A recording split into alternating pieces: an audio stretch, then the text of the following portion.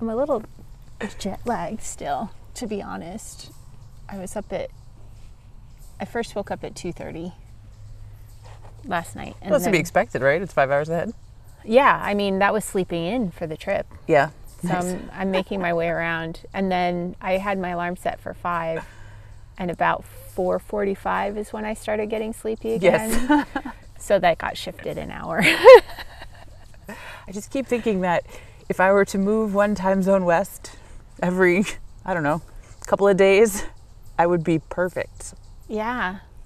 Think how much we'd get done before everybody else got up. I think we're meant for Mars. Isn't Mars like 24 hours and 45 minutes or something for their daytime? No.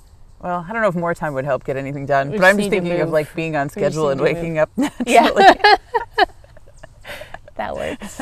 That's all. I just want to wake up when the sun comes up, and it's way too late here now. Yeah.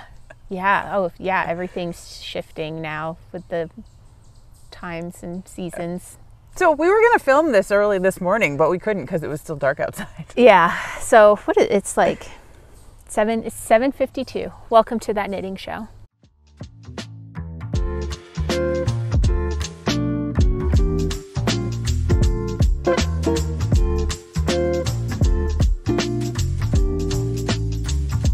Good morning, everybody, or afternoon or evening, whenever you're watching this. It is morning here for us, and we are outside because it's a beautiful day, fall in New England, and we're starting to see a little bit of color behind us. Yeah, I'm surprised. I expected more of a change when I came back, so I'm actually really glad I get to be here for most of it. It's coming. I hope people can hear the birds in the background too. They're living their best lives back there right now. That's awesome. It's a good thing to wake up to. Yeah, I bet. So speaking of this, Anne, why are you so jet lagged? I just got back from Shetland. Well, through London. We had a few days in London on the way back, but I was away for over a month. I was in Shetland for a month. Pretty amazing. Which was pretty awesome. It was so pretty tell great. us what you did. Like, you knit the sweater? I did not knit this sweater. We'll get to this sweater. Well, I went so early because I was invited by Christy Glass and her partner Eve Ashworth to film some content for Shetland Day, which was an add-on to their Knit+Escape that went like mid-September.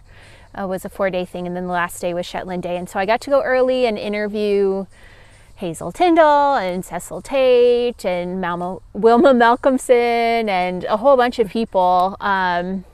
Janette Budge is probably familiar to some of you if you listen to the audio podcast. And a lot of other people, and film them talking about the history of knitting in Shetland, or doing a lesson for us, like Barbara Shane did her fantastic steeking class.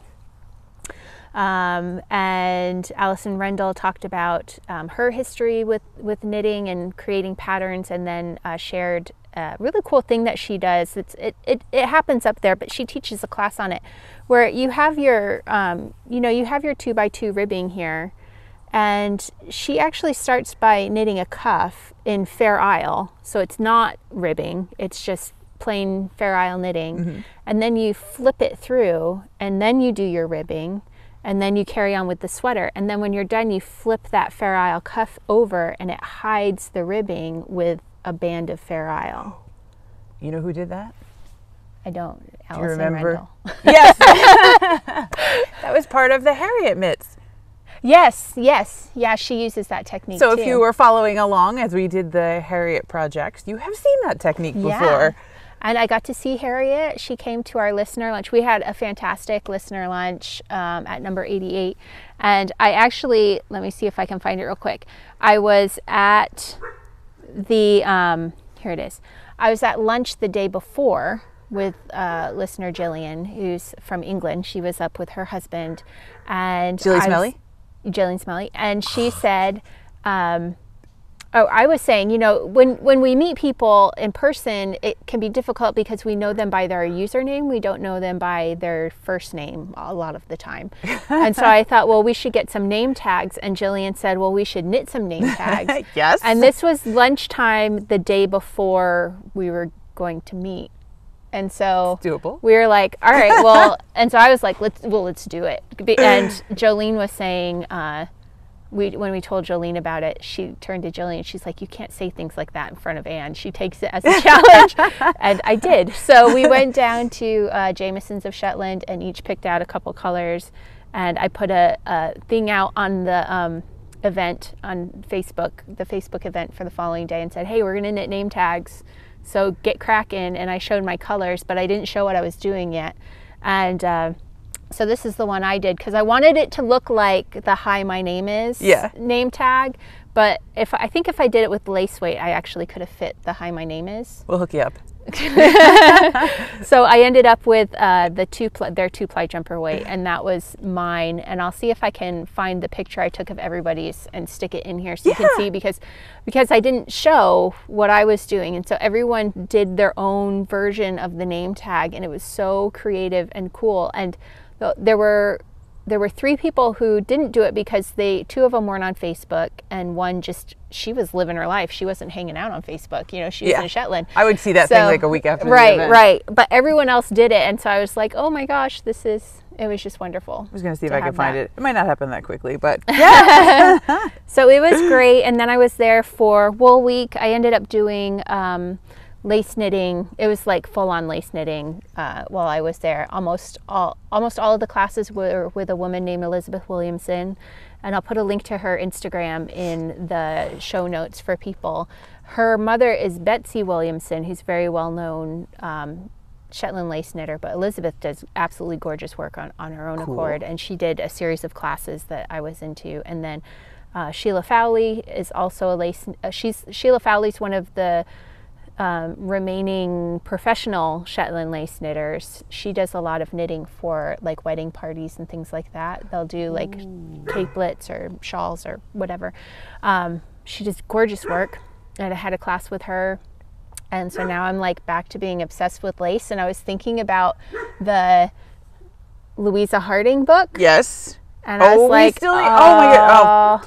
We have totally fallen off that. Yeah, last year we did. Last year, so what was the name? I can't remember the title of that book. Shawls, Wraps, and Scarves. Shawls, Wraps, and Scarves. So we did some knit-alongs at the beginning of last year with the Morehouse Merino flock and listeners to the I Thought I Knew How podcast, and we did 3 of the shawls. So we're a third of the way. No, quarter of the way through. I think we're quarter of the way. No, there's 21. Through. We're not even making a dent yet. We're not even close. But I was thinking how much I enjoyed the lace, and I need to get back into doing that book. Erin and I were like, we're going to do it all. We're going to... With some very fancy features. Yeah. Which means both of us are going to knit each one of the projects because they're all fantastic. They're Louisa, beautiful. Amazing. Beautiful. And Stephen's photography, we think we could be that cool. Like, he has inspired us. We are nowhere near that cool. He has inspired us that we could be those ladies. Yeah. So we need some bridesmaid dresses, but not like 80s bridesmaid dresses, like modern, sleek bridesmaid dresses, and a field, an overgrown field with like flowers. I can hook you up with that. So, and then we need all the shawls, so we can go stand in the field with our shawls and bridesmaid dresses. Oh, and smoky eye. We're gonna need a makeup artist. Well, Abby, we have my daughter. We'll hook my daughter into that. Yeah. So that was our plan with that, and we got 3 done. So we got to get on that because we haven't even done the like Sound of Music in the Field kind of thing. Yeah. Which we could. Yeah. Oh, that would be awesome in the fall colors. Okay. So we have a year. We're not going to get it done this year. Too much to do in the next week. Maybe like 4 or 5 years we'll have them all done. We'll see. Someone will have to keep reminding us. You said you were going to. Yeah. Right? But we have Anne. And gently prod us. Well, Anne is the planner, right? So that is what we need. Gentle forward progress toward our goals. I'm the one who takes on ridiculous challenges. Yeah, because I was chatting with you and I listened to your podcast and I thought, uh-oh, Anne needs some peppers as a pick-me-up from last time. Because it sounded like you just had all this kind of work happen all at once and drop on you, and like that's a lot for... Those were good peppers too. Those were last episode. We had the peppers. I know, we could go pick some when we're done here. Excellent. But just like it sounded like you have all of this amazing content, and then I know that you do so much work behind the scenes that nobody else ever sees to get the finished product that we enjoy so much, because there's stops and starts or a dog barking or all that kind of stuff, and then you make it flow so beautifully that you must have been up all night on top of being up all night. Like my best hype man. It's great. Well, just to get all that into a format that, you know, fits and works and like the stuff for Knit+Escape was way more than I expected it to be. Like it was 2.5 solid weeks of work, and I was hoping for it to be a week and a half. But it's just, I always bite off more than I can chew, basically. It's my problem. So like the first week was great. It was interviewing people. It was fantastic. Got to, you know, touch base with some people who are really becoming good friends, you know, as I am back and forth to Shetland. So that was wonderful. And then I'd go back home and I'd start working on it, and this computer problem would happen, or like I'd finish something and then like the upload speed to my Airbnb would be like 10 hours. And finally, so I asked, and someone was like, go try the public Wi-Fi here. And at that point it took 20 minutes. But I was fighting the 10-hour upload, you know, so and I couldn't do anything on my machine while it was uploading because it was full. Like my machine would be full. So yeah, it was crazy. So that ended up taking a solid 2.5 weeks. But I was also in Shetland when it was happening, you know, so it was like. It just gets me thinking about how I want to be in the moment and enjoy the thing that's going on. And at the same time, if you're trying to work or dovetail other things in, how that really doesn't work. And I don't know whether it's just being young and stupid and thinking like, right. Oh yeah, I can do all this stuff. But even, you know, going to a conference at work, you're supposed to check your email and return all the phone calls and everything. Yeah. And then I don't think you get the full experience of that event when you are running out on every break to check phone calls and email and that kind of stuff. And I realize the other side of that is I don't get back to you as quickly because if I'm not, you know, spending my lunch hour checking emails, but I have missed more than one meal at a conference from that. And like whoever has suggestions for this, like put them in the chat below because you know what, this is a worldwide problem. This is not just us. And the thing is like so let's talk about this. Every now and then we sort of peel back the curtain on the whole like influencer thing, right? And there gets to be a point where you have people. You have staff. I did volunteer to go carry all that stuff through Shetland. I know. And I'm counting on you to be there for the tours. I'm going to need a valet hat. But, you know, you get to a certain point and it all still looks like it's the one person doing it, but they start being able to afford to hire people to edit the video and arrange the meetings and sort of coordinate the event that they then, you know, they have a hand in coordinating too, but they're like this Makkin our way through Shetland tours. I'm not the event planner for it. I have a hand in planning it, but Jolene is really at Island Vista. She's the one who's really like getting the tour together. That's her part in the partnership, you know, and there's other, like we have social media people who help us and all of that, and all the while it looks like it's me or that person who does it. And so that's why it's helpful to support people with the Patreon, because or however, using affiliate links or whatever, buy yarn, because that can help fund the help that we need in order to do this.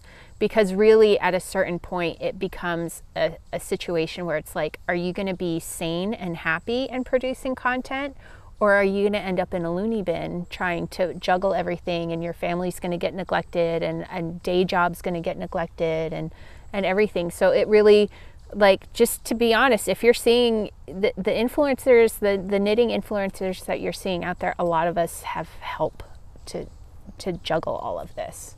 And I think that goes along with any small business, because in my day job, a lot of you know I work with farms, and we romance the small farm. And the trick about that is, on a small farm, you don't have all of the different people specializing in what they're doing. That makes it work really well. You have to do all of that yourself until you're at a scale where you make enough money that you can pay someone else. And that's super important to me, that if we're going to create jobs in these industries, that they're good jobs that people want to do, that they're compensated well for. And, you know, when I do the math, if I'm working for, 10 cents an hour, nobody cares about you when you're the owner making 10 cents an hour. But if you were thinking about that as an employee, like, who would do that work? So you absolutely have to love it. And at the same time, when we talk about sustainability, we've got to think about the economic side of it too. And I think that's really important, you know, to bring up. And the other cool thing, like Margaret taught us a long time ago, was let's do what we're good at and have people who are good at other things do what they do. So could I figure out how to dye this beautiful sweater yarn? Absolutely I could. And I would not be able to do anything else because I would be perfecting that. But when I can work with a dye house that can, because they are formally trained to use the natural dyes the way that they are meant to be able to reproduce these colors, not just for that whole batch, but again, when you want more of that same color, win, win, win. Yeah. Absolutely. This is the division of labor, right? Yeah. We all get better with the division of labor, so we can all do what we're best at. Yeah. And then maybe you do have a little time to spin. Yeah. Oh yeah, I took a spinning class too. Okay, yeah. I'm opening this up because I wanted to show you that Morehouse Farm's been traveling too. So I got this. I'm gonna have to I'll edit what she's showing me in so you can see. What? Oh, that's Hillary in China. Where is she? Mount Everest. Mount Everest. Morehouse made it to Mount Everest with the Vanessa Knits Morehouse hat. Awesome is that? So we now have a high peak in Asia and we have a high peak in Africa that fantastic. Morehouse products have been to. So I'll volunteer to do the high peak in Shetland. Awesome. So I'm going to get this map together. This is my crazy early morning dreams of like, okay, so we're going to have a map, pin where you came from at Open Farm Day, right? And then we're going to have a pin. Every landmass's highest point, we have to get someone to that highest point. Exactly, with a picture of your Morehouse thing. How cool is that? That sounds great. You know, because I'm sure somebody has one in Australia, right? Oh, yeah, sure. We have knitters in Japan. I know that. So Mount that Fuji. Involves you. Is Mount Fuji the tallest one in? I'm going to have to go look that up. My mom asked me that too.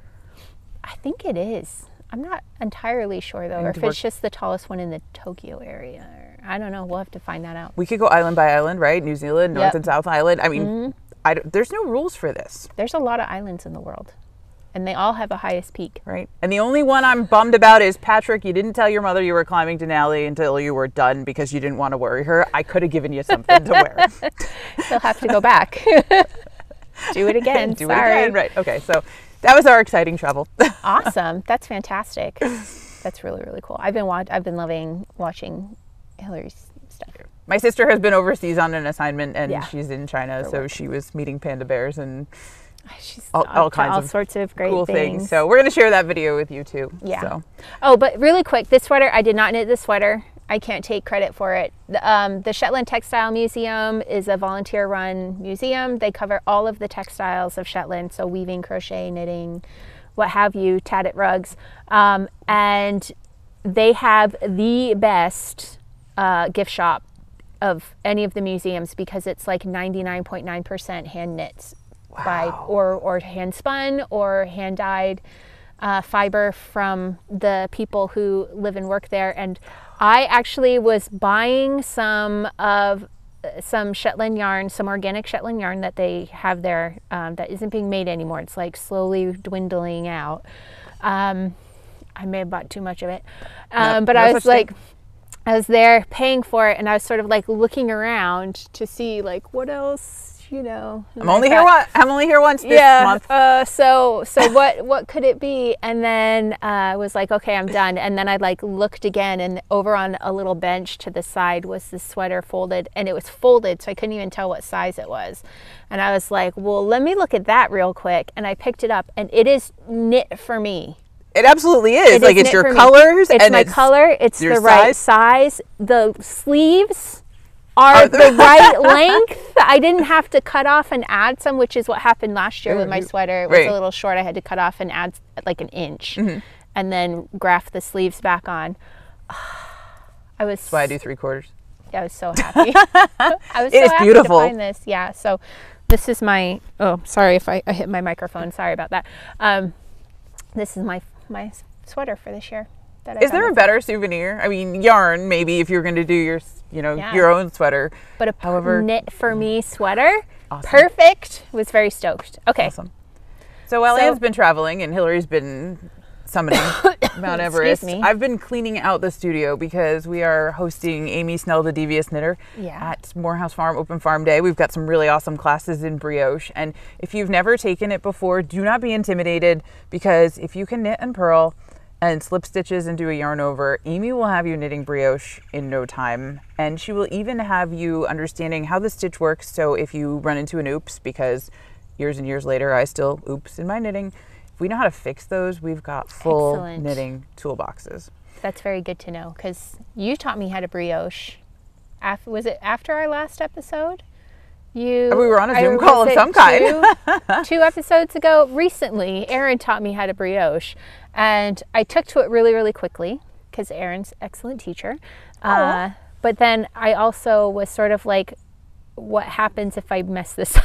Phone a friend. Because it really is oh, you know, and like once you start seeing the layers building on each other, it's like, oh gosh, if I have to fix this. And luckily I didn't have to on that project, but you know, we're all human. It's coming. I know. Oh yeah, I'm just like not paying attention because there's been a lot of stuff happening this month, and so that's excellent to know that she's going to cover that too. Yeah. So anyway, there's still a couple of seats left, and in our newly redone studio, because this was the space where Margaret used to work on the farm. So as we're, you know, cleaning out the things that have been collected there and reclaiming this space, I found this bag that she'd been working on. Oh. Like, it's so thick because of the gauge, and it looks like it's several strands of worsted weight yarn held together, that it doesn't even need to be felted. But what a cool size. And can you imagine like just a, you know, black purse strap? Yeah, well, that's what I was going to say. That would look great with a leather strap in contrast to the yarn. So I'm thinking I might have to hunt some of those down, and then we'll have to re-engineer this so that everyone can knit it. Because I think I've determined it, but it was just seeing that, hey, look at this. Look how many strands of, I think this is like 6 strands of 3-strand altogether. Wow. So that's one. Yeah, and it has its own, so it has a good structure to it as a result. That's nice. And all by itself, standing up. Yeah. So that was one cool thing. And the second thing I found was all these color samples, which were the precursor to some of your favorites that you know, and then how they developed. So I think this is the precursor to Houses of Parliament, but look how much more gold is in it there than what ended up. So, you know, what were the steps in developing those colors? That to me is fascinating. I love this one. Look at that. And I think that red became, and darker red. You know, Indian summer. Yeah. So then this one, there's kind of 2-ish versions of it, and then we don't have anything really like this now. So that could be fun to play with as an inspiration for the future. Oh, and then to see how they changed too, because this is, I think this is the precursor to what we have as saffron, which has more pink in it. That turned out to be yellow and orange and green, and it's gorgeous in its own right. But this just looks like, I don't know, a citrus. Looks like Easter Sunday. Sunday. It's a fruit salad. Easter morning. Oh yeah, citrus salad. So, and then this one, like, how cool for fall. Like, that's a great one too. Purples and kind of gray, green, brown, orange. Just, wow. So anyway, things to play with. I want to steal all of those. And then, if you'll permit me an indulgence, I found a box of our show shirts. So in the early days, this was what we all wore as our uniform in... How cute is that? When we were showing Morehouse sheep. That is so cute. You need to bring that back. That's adorable. I found a box of them. They're only in, you know, a couple of sizes, because I think whenever they were done, that was the going, you know, rage. But we'll bust them out at Open Farm Day, because I thought they were cool. At least we'll hang them up as a decoration. I love that. That's really, really cute. So, and the funniest part is, one of those. So I still have mine from when I was little. Oh, really? It was my sheep shearing shirt, and there might be a hole in it where I accidentally caught it. But I still have it that many years later. So that's funny. Anyway, so there we go. Fantastic. That could be wardrobe change. Yeah. Material. Absolutely. That's great. I'm really looking forward to Open Farm Day. We're going to talk about that more in a few minutes, though. We're not going to... Yeah, because we got to know what you've been knitting. We have a lot of stuff to cover, always. Yeah. But, yeah, I want to make sure we give that, like, a good chunk of time together. Okay. So, yeah, what have I been knitting? Well, I knit, first of all, what came off the needles. These are my thrum mittens that I did with the Morehouse Merino flock group with Helene did a class in thrummed mittens, and I took it from Shetland. So amazing. Look at those thrums. I took it from Shetland in the Islesburg Center there, which is like, it used to be the high school and now it's a community center. And check it. Oh. And look, Anne size mittens, like you have a long cuff. Yeah, and so I have a nice long cuff to it. Also, the hand is long enough for me. I have crazy long hands. I have very big hands. I don't know. They're that big. I don't think they're that crazy. My hands are like an inch longer than Erin's hands. Whatever. You're that much taller than me too. My dad, so I have my dad's size hands. My dad's a couple inches taller than me. And, you know, like physical worker his whole life kind of thing. And so I think men's fingers just get bigger as they get older too. I don't know, like sausage, you know, like the Flintstone sausage kind of finger hands. And my dad totally has those, and I have like the skinny finger version of my dad's hands, but I have the hands of a 6'2" man. Awesome. And they're like super big. I can never palm a basketball. But what I can almost palm a normal basketball, and I can palm a women's basketball. So I used to play basketball. Party tricks. But the thing is, like, I never, like, store mittens and gloves and stuff, they never fit me. I either have to get one, like, men ones. I have the head of a 6'2" man because I could never wear a regular hat. So I either have to make my own, or I have to, like, pick some up in the men's department. And so this one, so I think what I ended up doing 2 more repeats than the pattern called for, and 1 more on the thumb. They look so squishy. Do you want to put one on? Okay. Yeah, it's a little chilly here, isn't it? Yeah, it literally is first thing in the morning here. Oh, they fed me! Look at this! There we go. Good job. So I'm very, very proud of these. So these came off the needles, and I was a little over exuberant with the size of the thrums at first, and I got about halfway through, and I posted a picture, and Helene was sort of like, wow. And so I knit and split them in half and redid it, and I think that worked out better. My mom will tell you, like, as a little kid, I always put more macaroni or whatever on the project than anybody else. Determined to be very, very warm. So that was one thing. And I show my name tag. And then another thing I finished was, I don't remember if I talked about this yet. This is the Print of the Wave beanie, designed by Mandy Moore. Mandy Moore. I had Melanie come in my head, and then I couldn't get rid of it. You made one! Look, we're Twinkies. So, I didn't know you were doing yours in green. That's hilarious. So, oh my gosh, this is really, really funny. So I knit mine. This is yarn from New Lanark Mills that I got 2 years ago when I was in Edinburgh. Not this last time, but so I guess a year ago. And then, I had extra, and so I brought my extra yarn to Jolene so she can knit hers, because we're knitting these as hats for people who are coming on the Lace Week tours. This is the hat that we're knitting, so we match. And so this is the one I have on my needles right now that I'm doing as the knit along for everybody. And this is with Uradale's DK weight in Deer Heath. And I love this color, like that gorgeous red that I grabbed from you. It like totally reminds me of this. So she's going to have the green one. Oh, well. You're going to have a Morehouse green one. Yeah. Which it looks gorgeous in that. Is that the 2-ply? No, it's actually gator. Oh, it's gator. Okay, yeah. And that's why it's getting nice crisp. So the backstory of this is, Nancy, thank you so much for your patience. We had some help packing orders, and Nancy did not get the right yarn. So we sent Nancy the right yarn, and when this came back, I had it and was like, dang, that's a nice color. Yeah. And I said, you know what? That's beautiful. That could be a really good lace hat because, as Anne said, it does keep that stitch definition really well. Yeah. So, and I haven't even, true confessions, I haven't even wet blocked it yet. This has just been steam blocked. Yeah. So, it's beautiful. That's really, really crisp. Did you notice it fits the giant noggin? Right? I just played with gauge a little bit, and that is the great thing about, you know, when you start to work with gauge, which is why this is going to be a class in the Morehouse Merino flock, because I have so many people saying, how do I know how to knit the right size sweater and match the gauge and all of those things? That's what we're going to tackle, because if I had to redo all this math that Mandy so carefully did to make this hat fit me, not a chance. So let's just make, you know, a little bit of a different yarn selection, get the needles that we need to get that gauge, and look how comfy that is. Cute. And it's not, notice it's a little bit bigger than I think a traditional beanie too. The design, because of the lace, you get a bit of the slouch. Yeah. So yours fits traditionally and mine's like just Erin's one off, but yeah. And I wanted it, so mine it does fit more snugly, but it's I wanted it to be even snugger. So my red one, I went down a needle size, which is just like like a 1/4 millimeter or whatever, but just to get that little bit snugger look with it. But it looks really cute as a slouch hat.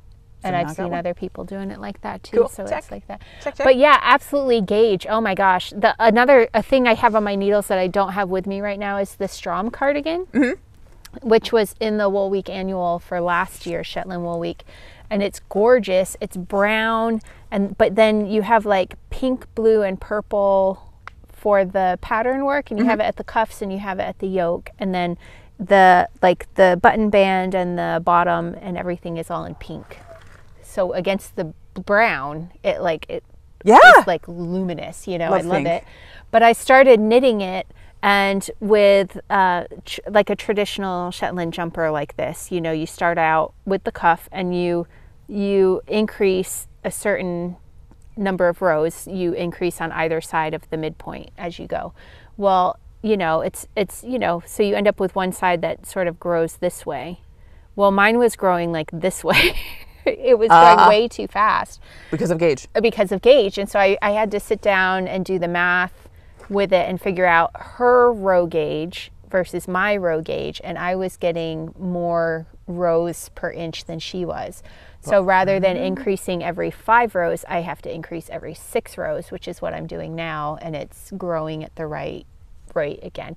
But yeah, I was working on it at the Textile Museum at a knit night thing, and I was like, this cannot be right. A sweater should not, like a sleeve should not look like that. So anyway, but yeah, like and so often with gauge you hear people say, oh, I'm not getting it right, or I'm not, you know, I never get the right gauge, or they're just afraid to deal with it, or they think that they're knitting it wrong. You know, your gauge is you, right? But it's just you. It's how you knit. So and the math to figure it out is not overly complicated. It's really not that hard to figure out. So here's an example. You remember I showed you this when we met for lunch over the summer, and I finally got a chance to finish it. So this is the Crofter's Cap this year's Shetland Wool Week hat, but in Morehouse lace. And I did the 2-color, so pretty. Right? The variegated skein and the background skein.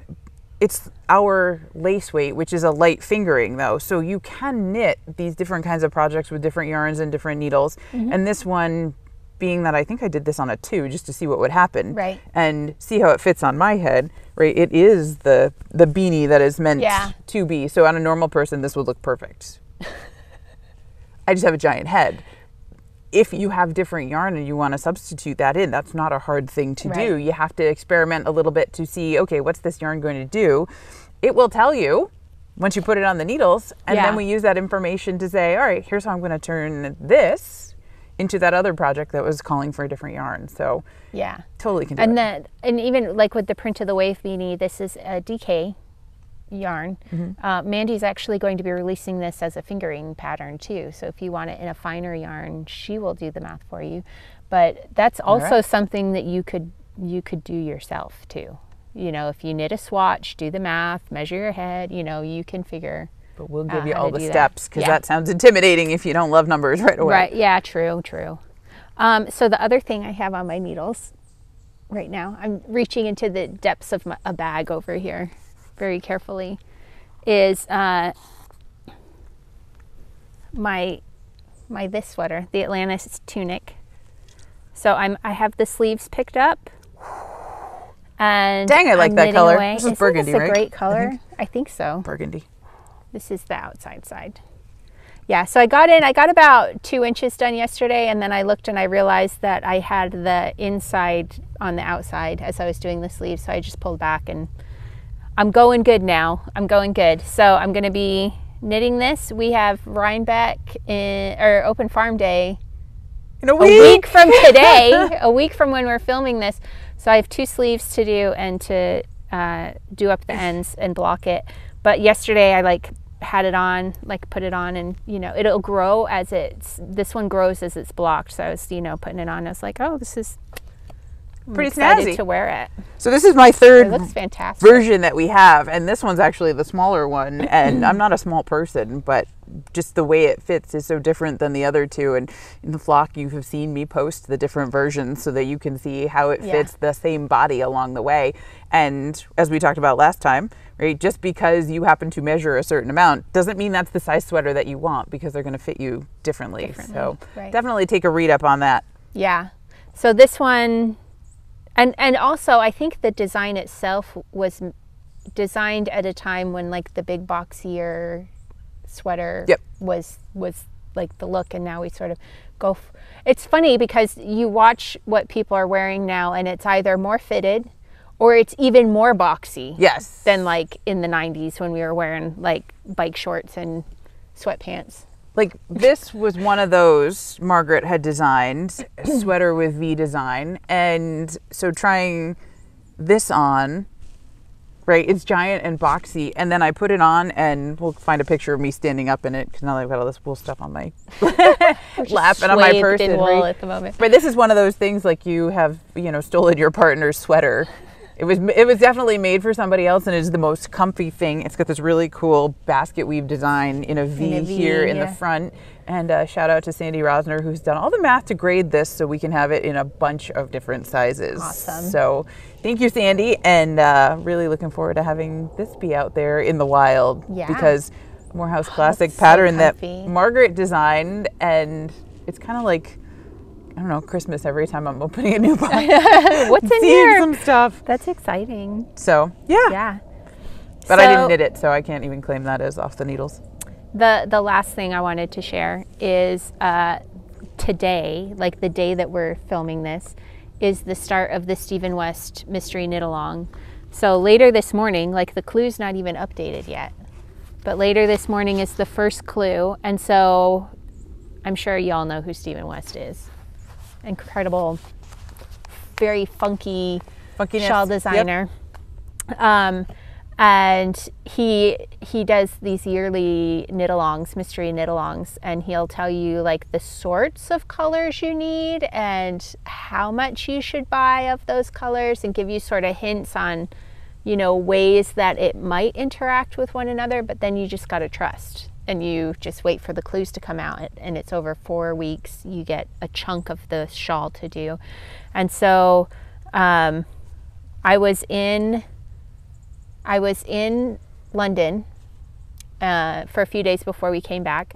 And every time I go to London, people ask me, have you been to Loop, which is a well-known yarn store there. And I never am, because it's never sort of near where I'm going to be.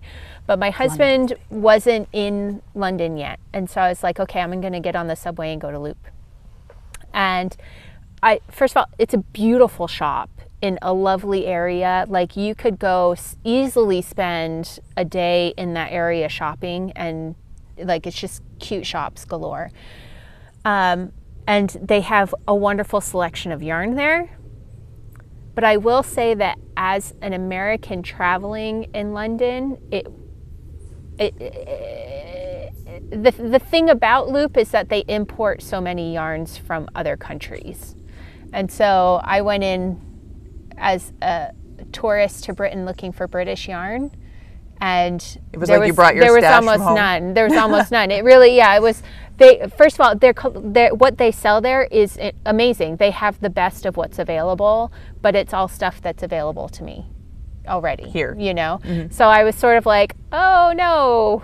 So I went in and I asked them, you know, I said, I'm doing this Stephen West Mystery Knit Along, and so I need 5 colors of like 390 yards each. And I wanted sort of a gentle palette of colors, let us say, because I'm afraid. I am afraid of this mystery knit along and what might come of it. And so I wanted to play it safe. And I said, and also I'm here as a tourist, and so I need fingering weight yarn and I would like it to be British wool if I could. And only they from said, use. They said, getting more specific by the minute. And they said, well, we don't really have British yarn in fingering weight. And I said, oh no. And then they said, no, wait, we have this yarn. It's by a French company, but it's Scottish yarn that's spun in Scotland. Where you just came from. Where I just been. So I have this. It's La Petite Lamb's Wool by Bichet and Boucher. I assume that's how you say it. I don't know. Steps at Fatoy. Steps at Fatoy. So these are my colors that I'm doing for that. So I'll be casting that on later today, and that will be on my needles as well. And I had to get 2 of each of these. Because I'm looking at the label in here and it'll say 4 weeks, and there's 270 yards in each of those games, and I'm going, 1,500 yards in 4 weeks? 19. Wow! No, times 2. Yeah, 1,900 yards is the total that he said to expect to use. So it's going to be, it's going to be I believe he has us, I can't remember now, using a 4mm needle. So I'm kind of suspecting that maybe we're going to be holding it together. We'll find out, won't we? We'll find out. He did give some clues. Like he pointed to a couple of his other shawls and said the colors will interact in ways similar to these shawls. And they were some of his big color block shawls. So you'd have where the interest was really in how it was constructed. So you have like rhombuses and of different shapes and sizes all fit together to make a big shawl, and some of them are 2 of the colors in alternating stripes, I guess is what we call them, stripes, and some were solids and stuff. And so I thought that would work cool for my thing. So, and I love blues, and you get the pop of green. Nice. So it's the theme now, this green. Yeah, green is the theme. So those are the things I finished and the things on my needles. And I want to hear, like, first of all, that looks incredible. What is this? This is called Super Bulky Fragilistic Expialidocious. Of course it is. Because that's Marin Melichor. You know her as the butterfly shawl lady. She does an amazing job with color and texture, and she's messaging me late one night when I volunteered to test knit this, and would you do stripes? Okay. What colors do you want me to do? Well, I don't know, pick 2 that you like. Whatever, we have so many. Like, just tell me what colors you like. Oh, those are hot. Okay, and this is all done over cell phone pictures, so this is hopefully better a representation of what it actually looks like, but it is a capelet. Right, knit in the round. Beautiful. I'm not even showing you the right side. The wrong side looks so cool. Starting with an I-cord around the neck, and then you're knitting lace in super bulky yarn. So this is our Merino super bulky. That's really cool. Is this just a row of purl before you bind off? Yeah. Gorgeous. Like, actually you're knitting because it's from the other side. Yeah. Back and forth. Yeah. But yeah, how cool is that? So I would love to sit down now and do that in a... That's just really, I like that. So this will be... I like that in those colors. And like, this is me, these blues are me being a wild child. And so to see that and be like, that's beautiful, I want to do it. Like, that's... So this is also going to be an upcoming class in the Morehouse Merino flock about lace, because we're talking about 1,900 yards in 4 weeks. This is like 150 yards.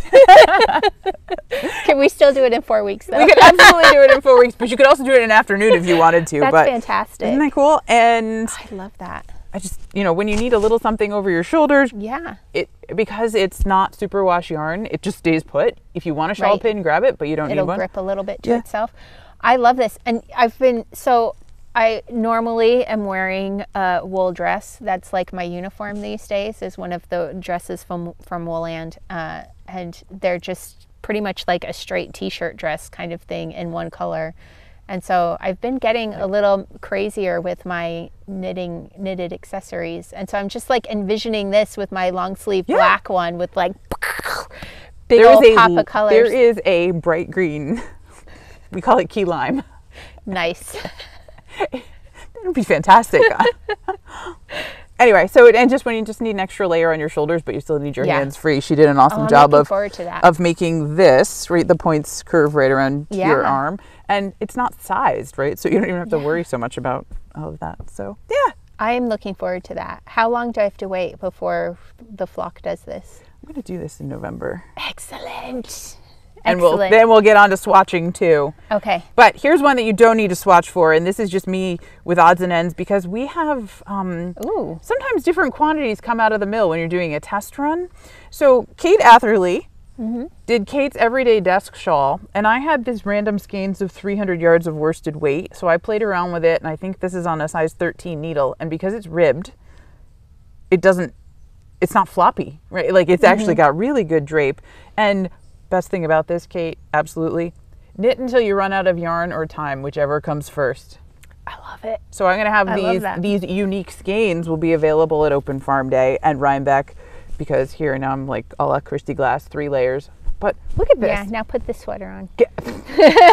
Reverse order. It. Right, but how cool are these things? And you talked about that looks fantastic on you. All these layers. Well, it's just the way it's draping, like I'm getting better at draping fantastic. Stuff. Yeah. So, and then I started thinking like, oh, I need to make a ribbed cowl that does this like all by itself. Yeah. So that's maybe half on the needles. Nice. Because I need like 17 things going at once. Yeah. Oh anyway, my gosh. Sorry. The amount of things I have on the needles right now is ridiculous. I showed you some of the things that are on my needles. Is that all that's in your bag? That's all that's in my bag, but it's not all that I have that's on the needles. Tell us about these. So I finished my Rhinebeck sweater. So one needs Rhinebeck pants too, right? So these are Surwall. They were designed by Irene Waggener, Keepers of the Sheep. So I am on the mad dash now to finish my legs. Look at my how pants the increases work. Before we get to Rhinebeck. And I know Ying Ying impressed. is knitting a pair also, so I will not be alone. Good. We're going to have a group shot of this at Open Farm Day. And if you happen to be knitting Rhinebeck pants too, come find us. I will put these on wherever I am.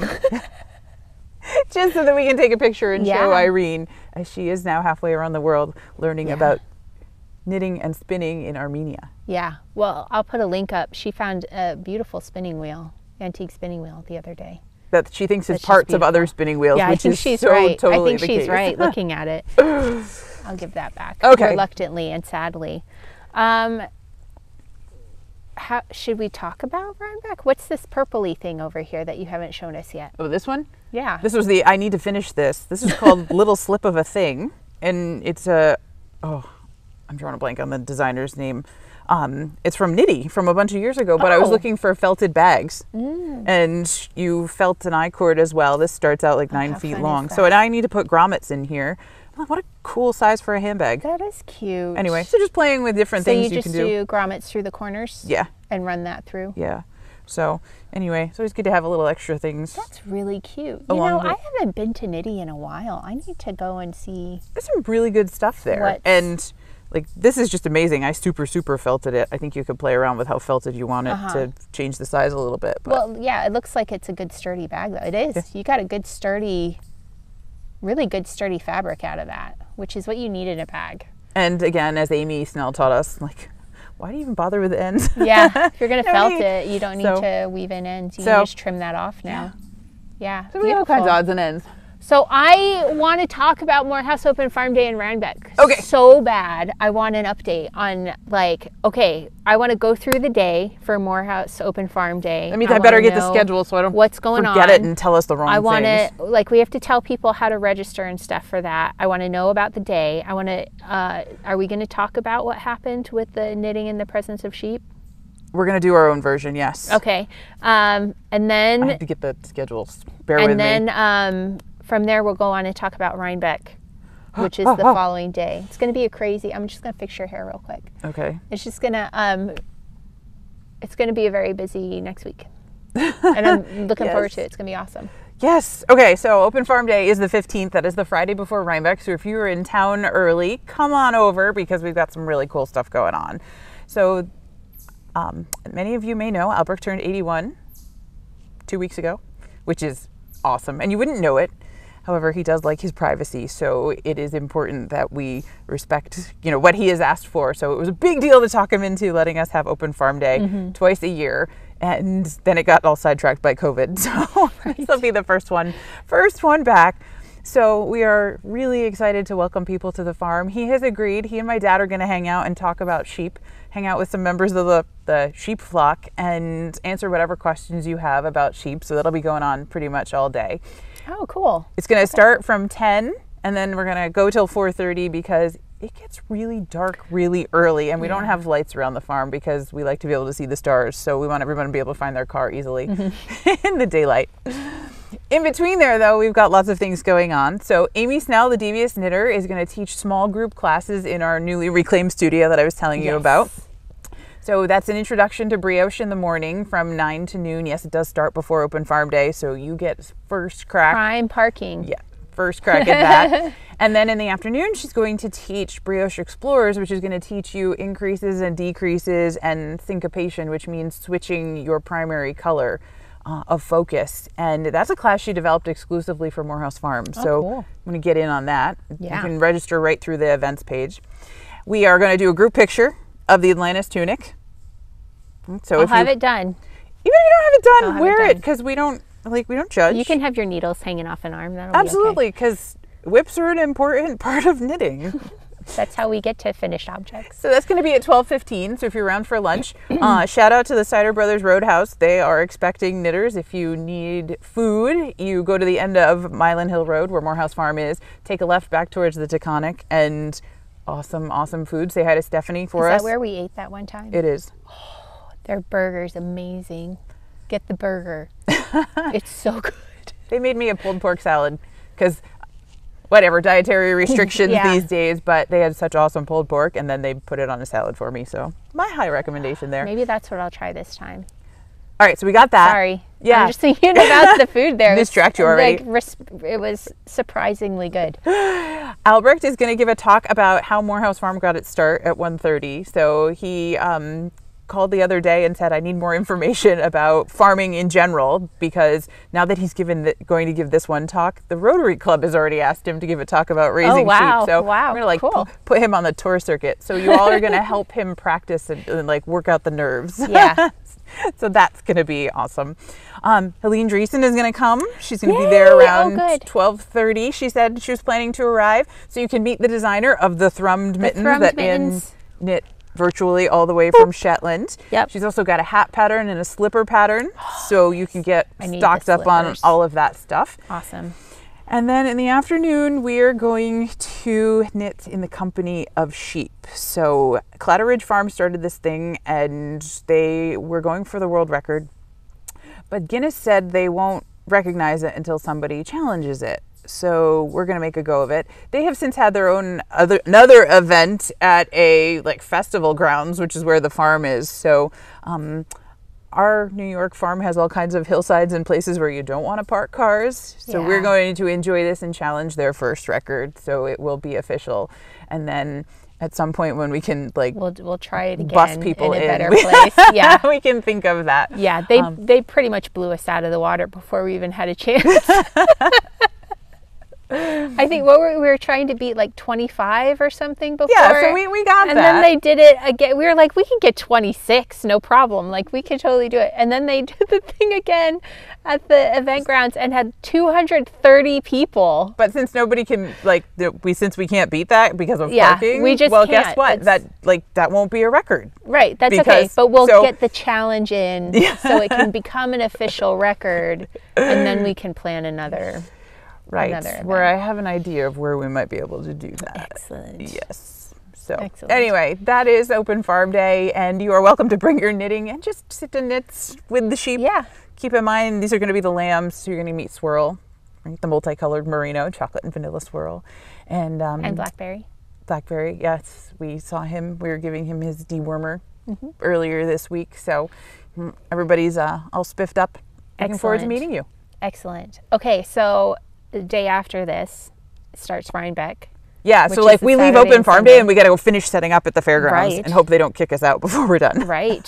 So yeah, so everybody please, I'm asking, Erin's not asking, I'm politely asking you to leave at 4:30. No, I'm asking you to help me carry stuff over to the fairgrounds. Just kidding. No, we're going to set that up on Thursday, so we should be in good shape. So Saturday and Sunday is Rhinebeck. It also opens at 10, if I remember correctly. And you sort of mentioned something that I thought was very smart and that everybody here should be told about. And I've noticed this phenomenon before when I've helped at fairs and things before. And that is when a fair opens, people start doing things immediately as they encounter them. And so the opening section of the fairgrounds is very, very busy. And everybody towards the back of the fairgrounds is waiting for everyone to sort of make it there. So we can have like coffee, you know, croissants. Come visit Morehouse Farm in building 22. So skip all that crowd at the beginning and go to the back. Go to the back and work your way this way, or start in the middle and work your way around. And that you'll be able to get up close and personal with the vendors and ask your questions and get, you know, you won't be like fighting people around. So get into the fairgrounds and make your way to like a midpoint and carry on from there. And then you can come back to the beginning, because everybody's eventually going to make it through that beginning stage and then they have a quieter time. Right. So just a tip. And I've seen this phenomenon happen We got before. pro tips for Rhinebeck. So if you come up Livestock Hill, where it's called the Poultry Building, it's the big green and white metal building, like that's where everybody starts. So go all the way down that main road, and when you start going down the hill, then you're in the middle of the fairgrounds. Okay. So that's a really good place to start. Also where you'll find us, because you're going to do a listener meetup? Yeah, so we're going to do, I've been asked about a listener meetup, and so you're actually, if you're hearing about this as it goes live, then you're welcome to come as well, and you're hearing about this first. So I was thinking if we meet at Building 22, then at 11 a.m. Perfect. So that's an hour after the opening of it. Morehouse Farm's booth is 16D, and the way that they are doing the arrangements right now, there's space between the booths. All the booths are spaced. So if you come to the Morehouse Merino booth, which is 16D downstairs in Building 22, then we will meet there at 11 o'clock. And you have your own little, like, what was a booth last year? Actually, it was our booth last year. Yeah, because it's now only open. All the vendors have one booth space instead of multiple. You can only have one booth space, right? I think you only could anyway in most circumstances. But what they've done is we have a booth, and then there would have been a booth next to us. Okay. That's empty. That's empty. So that will be your space. So basically, meet me at the Morehouse booth at 11 a.m. On Saturday. I'm only going to be there on Saturday, and we'll see how the lighting and stuff is after 5-10 minutes. If people have shown up and the lighting's not great, we can hop upstairs and get a photo. Another pro tip: we'll just do it there. That building, it's got 2 levels, right? But the bottom is a walkout, roll out, however you want to get in or out of it. So come down the hill, go down the hill, and go and then in. inside. And there's a lot of cool stuff in there too. And yeah, like I think Fin Sheep is there, Carolee Wilson, Green Mountain Spinnery is down there. Northlight I think is right inside there. So like you don't want to miss that building. Yeah. So come when the fair opens. Get to the midpoint. Start there. 11 o'clock. Meet me at the Morehouse booth at Building 22, 16D, D for downstairs. It works. And we'll have a just a little gathering, like let's meet each other and have a picture. And if you want to knit a name tag, go ahead and knit a name tag. That would be great. I'll wear my knit name tag. There's a challenge right there. Knit a name tag. All right. It's easiest. I will say it's easiest if you do it as stranded knitting, and if you do. Let me dig for mine again. Yours was pretty funky. All right, what did I pack for my weekend? Because I am headed to my aunt and uncle's corn maze for the weekend, by the way. So that's the back of it. I just did checkerboard across the back so that I could get the yarn back to the front to do my name. Sneaky. And then closed up the bottom, closed up the top, put a pin on the back. Knit a name tag. Can I do that on my lunch break at a corn maze? Heck yeah, you can. How long is your lunch break? What lunch break? Yes, you're headed out of town. Yeah, my aunt and uncle have a corn maze on the South Fork of Long Island. So if you're looking for something to do in the New Yorkish, New Englandish area in the fall, get out and find a farm. Yeah. So this one's called Fairview Farm at Meecox, and I will be there incognito. This is what I do for more fun, is help out at all the farms in my family. But they have awesome things like cider donuts and roasted corn, and my uncle makes ribbon fries and challah. Oh, Harry's challah. Wow. Yeah, all kinds of really good stuff. My aunt is an amazing cook, baker. All of that stuff is right from her kitchen. So I don't know how my uncle ended up with the challah, but Harry's challah sounds like a Good sounds name. right. Good That name, sounds right? right. But Barbara Yeah. does all the magic. And yeah, so if you're out and about, it's on the South Fork of Long Island, and if you are not, then go find a pumpkin patch or a corn maze or some outdoor fall activity, apple picking, right? This is prime farm activity time. Yeah, and the weather's going to be fantastic, and you get to enjoy some fresh air outside. Don't have to worry about the C word that's not crochet. And crop dusting? I don't know what this is. Oh.